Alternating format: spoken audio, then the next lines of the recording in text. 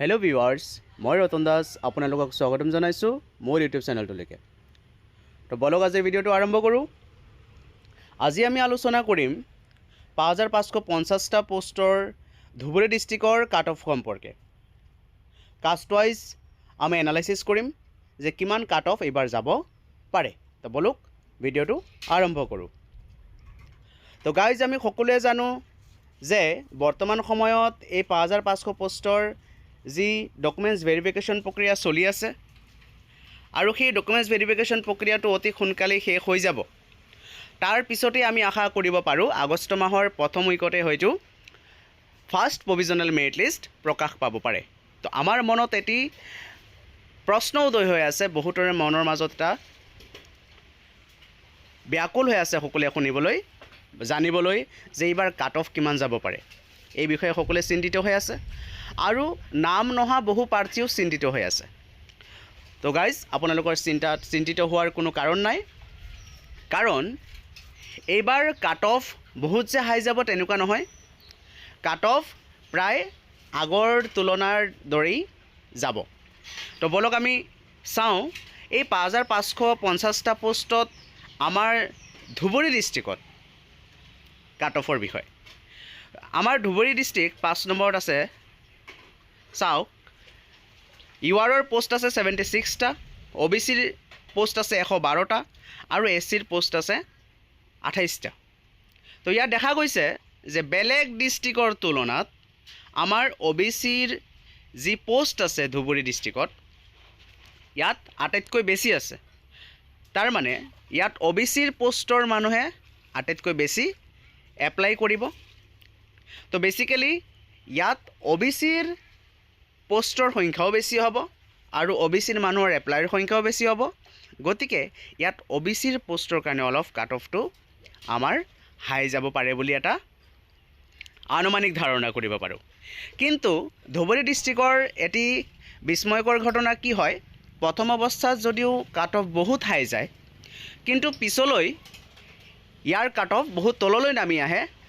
প্ৰথম কাৰণ হৈছে যে ধুবুৰী ডিষ্ট্ৰিক্টত বাহিৰৰ পৰা বহু দূৰ দূৰণিৰ পৰা যিসকল মহিলা মানুহে তাত পোষ্ট পায়, তেওঁলোকে প্ৰায়ে দেখা যায় সেই পোষ্টটো উইথড্ৰ কৰি দিয়ে। বহুতো ভাল ভাল কেণ্ডিডেটেও সেই ডিষ্ট্ৰিক্টটো চিলেক্ট কৰি ৰাখে, পিছত বেলেগ ডিষ্ট্ৰিক্টত নাম অহাৰ লগে লগে ধুবুৰী ডিষ্ট্ৰিক্টৰ নামটো কাট কৰি দিয়ে। তো প্ৰথম অৱস্থাত যদিও ধুবুৰী ডিষ্ট্ৰিক্টত কাট অফ বহুত হাই যোৱা দেখা যায়, কিন্তু পিছলৈ লাষ্টৰ ফালে কিন্তু ধুবুৰী ডিষ্ট্ৰিক্টৰ কাট অফ কমি যোৱাৰই চান্সটো বেছি থাকে। তো ইয়াত OBCৰ বহুতো পদ আছে, 112টা ভেকেঞ্চি আছে। তো ধুবুৰী ডিষ্ট্ৰিক্টত OBCৰ কাট অফ কিমান যাব পাৰে? ইউআৰৰ পোষ্ট আছে 76টা, SCৰ পোষ্ট আছে 28টা। তো বলক আমি অলপ এনালাইচিছ কৰোঁ। তো আমি এনালাইচিছ কৰিম ধুবুৰী ডিষ্ট্ৰিক্টৰ বিষয়ে 2023ত যি আমাৰ মেৰিট লিষ্ট ওলাইছিল, 2023ৰ যি এপইণ্টমেণ্ট দিছিল, সেই মেৰিট লিষ্টৰ বেচিছত আমি আলোচনা কৰিম। তো চাওক, ইয়াত আছে কাট অফ OBC অৰ MOBC। তো সেই কাট অফ অনুসৰি, সেই মেৰিট লিষ্ট অনুসৰি তাত আমি দেখা পাইছিলোঁ যে হায়েষ্ট যিজন আছিল হায়েষ্ট OBCৰ মানুহজনৰ HSৰ মাৰ্ক আছিল, পাৰ্চেণ্টেজ আছিল 69, টেটত পাইছিল 58 আৰু DLEডত আছিল 95%। কিন্তু আমি যদি নতুন ছিষ্টেম মতে চাবলৈ যাওঁ, তেতিয়াহ'লে 69ৰ 5% হ'ব 3.45, টেটৰ 58ৰ হ'ব 49.3 আৰু DLEডৰ 95ৰ হ'ব 4.75। এই গোটেইকেইটাক যদি আমি প্লাছ কৰি দিওঁ তেতিয়াহ'লে টোটেল হৈ আছে 57.5। অৰ্থাৎ নিউ ছিষ্টেম মতে হায়েষ্ট পোৱাজনে পাইছিল 57.5 OBC কেটেগৰীৰ, আৰু যিজনৰ লয়েষ্টত নাম আছিল, চবতছে কম টোটেল মাৰ্ক চবতছে কম আছিল যাৰ, সেই মানুহজনে, সেই কেণ্ডিডেটগৰাকীয়ে HSত পাইছিল 71%, টেটত পাইছিল 56.67% আৰু DLEডত পাইছিল 77.93%।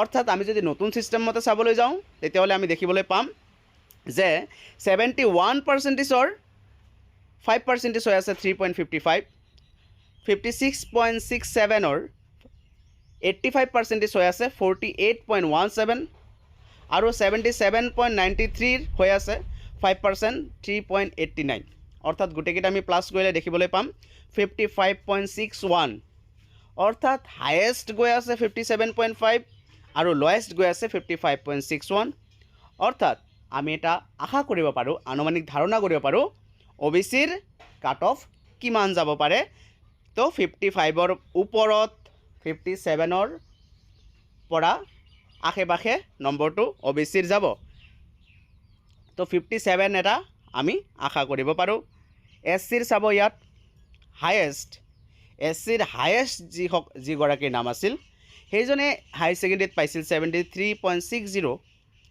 টেটত পাইছিল 56 ডিএলএডত আছিল 81.25 অৰ্থাৎ নিউ ছিষ্টেম মতে 3.68 47.6 আৰু 4.06 গোটেইকেইটা এড কৰিলে আমি দেখা পাম 55.34 55% আছিল হায়েষ্ট পোৱাজনৰ আৰু লোৱেষ্ট পোৱাজনৰ পাৰ্চেণ্টেজ এনেকুৱা আছিল হাই ছেকেণ্ডেৰীত আছিল 65.80 টেটত আছিল 56.67 আৰু ডিএলএডত আছিল 76.60 গোটেইকেইটা সেম একেই আমি নতুন ছিষ্টেম মতে যদি ওলাবলৈ যাওঁ তেতিয়া আমি দেখা পাম 55.29 অৰ্থাৎ SCৰ ক্ষেত্ৰত বেছি এটা ডিফাৰেন্স হোৱা নাই হায়েষ্ট আৰু লোৱেষ্টৰ মাজত কেৱল পইণ্টৰ অলপ ডিফাৰেন্স হৈছে হায়েষ্ট আৰু লোৱেষ্ট অৰ্থাৎ 55ৰ ওপৰতেই গৈছে SCৰ এতিয়া আমি যদি চাবলৈ যাওঁ যে জেনেৰেলৰ বা UR কেটেগৰীৰ কিমান পাৰ্চেণ্টেজ যাব পাৰে URৰ যিগৰাকী কেণ্ডিডেটে হায়েষ্ট মাৰ্ক পাইছিল সেইগৰাকীয়ে HSত পাইছিল 74.60 টেটত পাইছিল 70 আৰু ডিএলএডত পাইছিল 90.65 এইটো যদি আমি নতুন ছিষ্টেম মতে প্লাছ কৰিব যাওঁ তেতিয়াহ'লে আমি দেখা পাম 67.76% লাভ কৰিছিল আৰু লোৱেষ্ট যিজনে পাইছিল লোৱেষ্টত যাৰ নাম আছিল তেখেতে হাই ছেকেণ্ডেৰীত পাইছিল 72 8ত আছিল 66 আৰু ডিএলএডত আছিল 78.85 এইটো যদি নতুন ছিষ্টেম মতে প্লাছ কৰিব যাওঁ তেতিয়াহ'লে আমি দেখা পাম 63.64 তো আমি কি গম পালোঁ যে 63 পৰা 67 লৈকে কাট অফ গৈছিল URৰ 2023ত